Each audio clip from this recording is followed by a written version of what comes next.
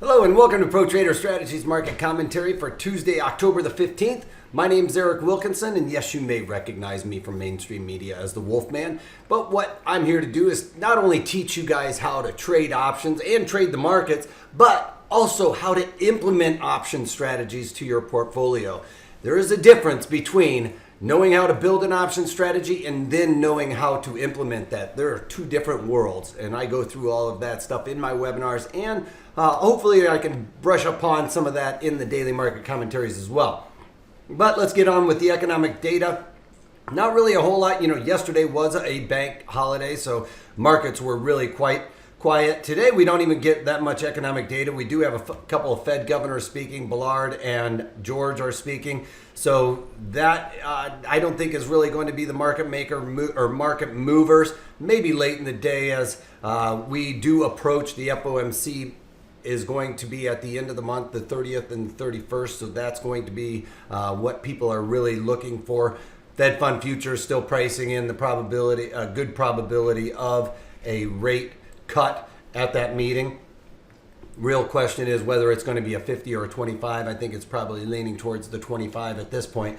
But other than that, not a whole lot of data to go on. The markets are moving quite a bit today, other than here crude oil almost unchanged on the day, but that is right in line with where we have been expecting to see crude oil to stay in here in and around these mid to lower 50s. As I've talked about before, and we are starting to see this volume start to pick up in and around this area. I've talked about this, that I think we're going to see this fill in. I think the sweet spot is, like I said, somewhere between that $55 a barrel and $50 a barrel. I don't really see it going down in this area. I don't really think we're going to go there, and I don't think that the economic picture really allows for demand to really push crude oil higher than 55 and definitely not 60, although we did get that not too long ago. You can see where we popped up there, but that was a little bit overdone to the upside, and we took advantage of that with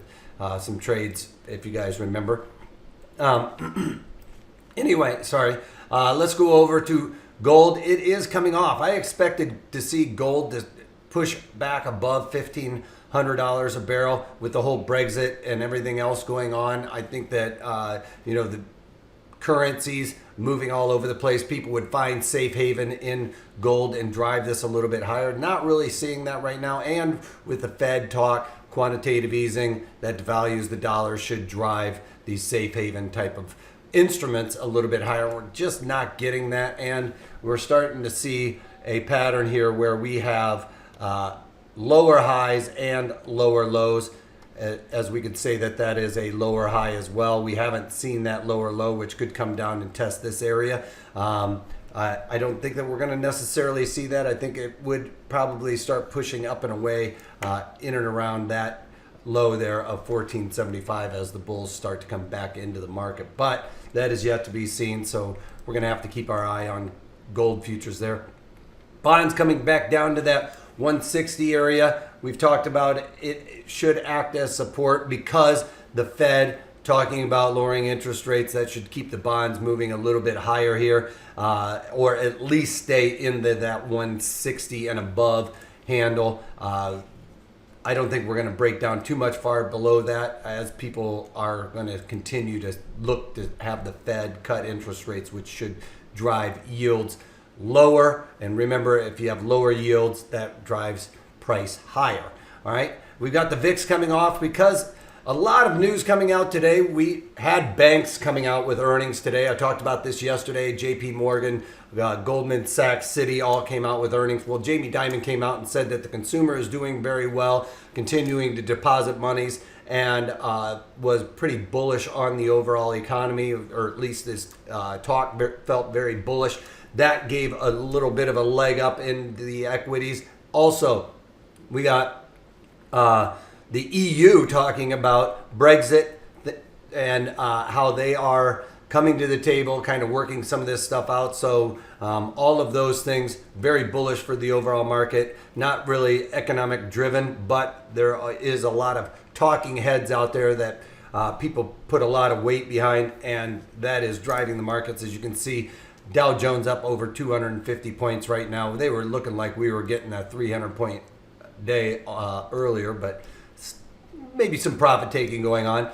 Nasdaq almost looking at, we were very close to a 8,000 mark. You know, every time we get up near that 8,000 mark, though, that's where we start seeing some profit taking. You can see we've got some 8,000 tests there, but again, we've got the value area high here, and that should start slowing some of that momentum down as we get up in and around that. It just is a little bit overdone to the upside when we see that, and economic data really not supporting a massive push quickly. I do think that we might see these all-time highs as the FOMC nears, and especially if they lower by 50 basis points, that is almost a sure thing that we're going to see that all-time highs in the Nasdaq, the Dow, and probably E-mini S&Ps as well.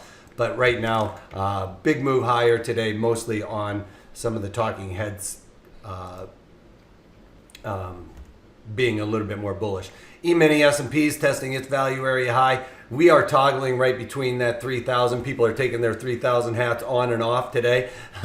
As we pierce above that 3,000, they got those hats on. Everybody's taking pictures, and then we break back down below it, and I'm sure they're probably peeling those things off. But very near the highs of the day. You can see here most of overnight trading sideways, waiting for these bank stocks to come out with their earnings. Goldman Sachs missed, but now is higher thanks to Jamie Dimon. But you can see on the open, most of those talking heads speaking right after the market opened and gave us a push higher. So we are very near the highs. It does look like we've got a little bit of a toppy pattern going on here with the that hangman doji at the top of a move, but it didn't really get confirmed, to be quite honest. And now we're starting to move into this new 15 or 30 minute bar, and it's looking like it wants to push higher again today, back into that 3,000 mark. All right, without further ado, let's talk about some of the trades that I've done. In Goldman Sachs, I actually played this to the upside, and it looks like I'm brilliant right now, doesn't it?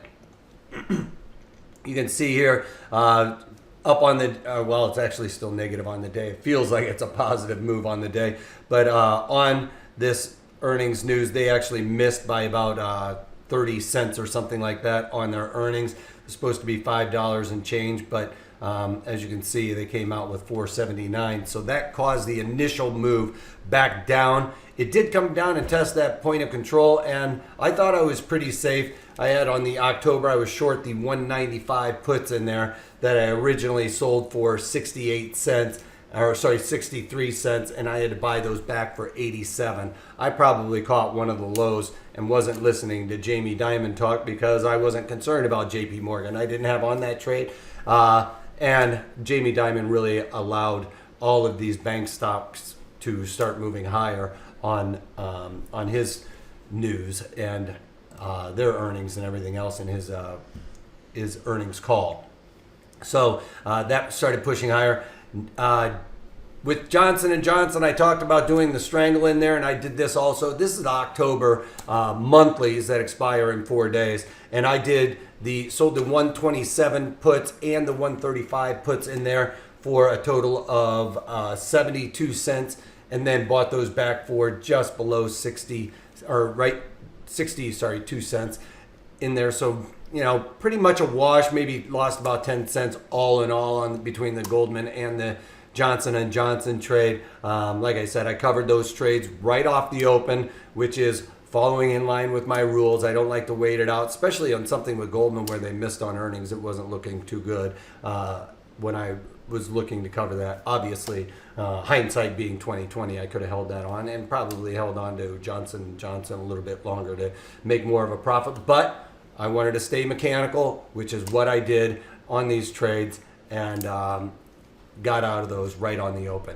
And that's about all I've got right now. We do have some more earnings that I'm going to be looking at this afternoon. We have Philip Morris coming out, United Airlines. Also tomorrow morning we got PNC. I'm not sure when Netflix is coming out, but PNC and US Bank also coming out. So probably be playing more of those bank stocks, maybe both of the PNC and US Bank, because I want to I've got a pretty good idea now what is going to happen with the bank. So it makes it a little bit easier to pick those trades once you've seen, what's gone on. That's why I didn't pick too many of those bank stocks. I didn't want to be all in on one side. Now that I've got a pretty good idea, I'll start playing more of those banks because I think that they're all going to follow in line with what we've already seen. So that's about it. Check out Thursday's webinar. We are continuing this lesson plan or this course where we come up with a directional assumption and then find the best